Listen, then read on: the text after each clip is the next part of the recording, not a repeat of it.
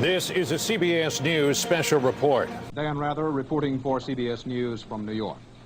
The Reverend Martin Luther King Jr. was shot to death by an assassin late today as he stood on a balcony in Memphis, Tennessee. Dr. King had planned to lead another civil rights march in Memphis next Monday. Martin Luther King Jr. was born in Atlanta, Georgia on January 15, 1929. In 1957, King organized what later became the Southern Christian Leadership Conference, the SCLC. SCLC was the organizational base for Dr. King's civil rights activities after 1960, when he moved to Atlanta to become co-pastor with his father of Ebenezer Baptist Church.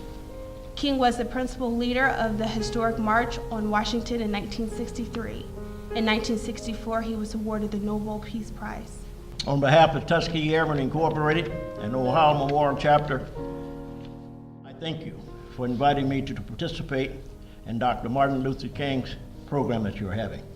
He's a great man and a forerunner in civil rights. I'm going to try to tie the Tuskegee Airmen story into the civil rights movement, honoring Dr. King as we do that, because in my estimation, the Tuskegee Airmen were their forerunners in civil rights. Under orders from the White House, the Army reluctantly activated the nation's first black aviation unit, the 99th Pursuit Squadron. Tuskegee Airmen played a major role in civil rights, particularly in the military. These guys, when they came back, they were having a hard time trying to find a state that would accept them. Back home, back to reality. Segregation, discrimination, and everything else that went along with it. Lauschie was the governor of Ohio at that time, and he agreed to bring them here. And that wasn't an easy task for him because a lot of people didn't want that many black people in Columbus. In my estimation, this is the only, in that era, the only black Air Force base in the history of the Air Force. 3 years after the war's end, President Truman issued Executive Order 9981, officially banning segregation in the United States military. Within a year, the Red Tails were inactivated. I moved forward with the attitude that this is going to be progress. And over the years, it proved just that. The U.S. Air Force, which had become a separate branch of the military in 1947, was one of the first national institutions to integrate. In many respects, the civil rights movement grows really right out of World War II and the World War II experience. Many of the guys got out right here. The segregation ended, and the base dispersed. They dispersed all of the black guys from right here at this base to different units out into the other bases. But you can imagine, just because it was an order to desegregate, what a challenge that was for the commanders and their staff to implement that in their commands. And during my career, I saw that happen again when Dr. King came in and started the civil rights movement. He's a great man, took a lot of courage to do what he did. A lot of people died in that movement, and they weren't all black. The military has always has had a major role in what took place in society, because a lot of these guys, like I was talking about the Tuskegee Airmen, they got out here, and they went on, took the GI Bill, finished their education, and became doctors, lawyers, and professionals right here in Columbus. And one of the places they settled was out in Hampton Village. That was one of the first places in the United States that had new housing for black veterans. It's a lot of history here of the Tuskegee Airmen, Ohio.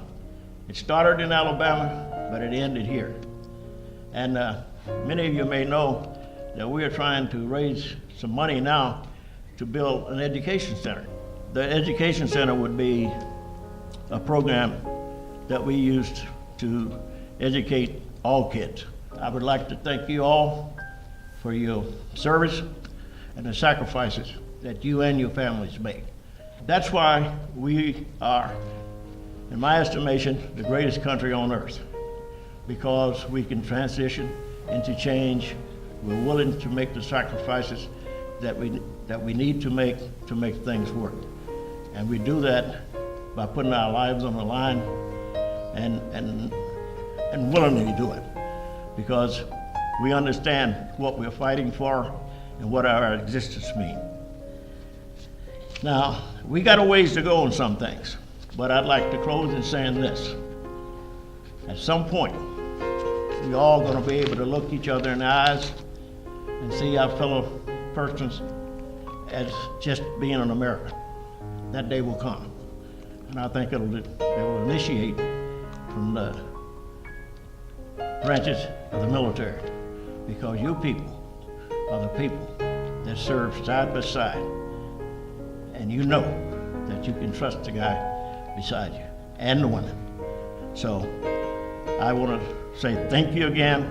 Thank you for having me, and I wish all of you, collectively, individually and collectively, very successful careers in the Guard.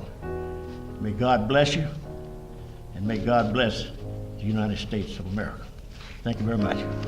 In the midst of the plans for a Poor People's March on Washington, Martin Luther King Jr. made the second of 2 trips to Memphis. While in Memphis, he was murdered by an assassin firing from an ambush as King stood on a balcony of the Lorraine Hotel talking with friends and members of his staff.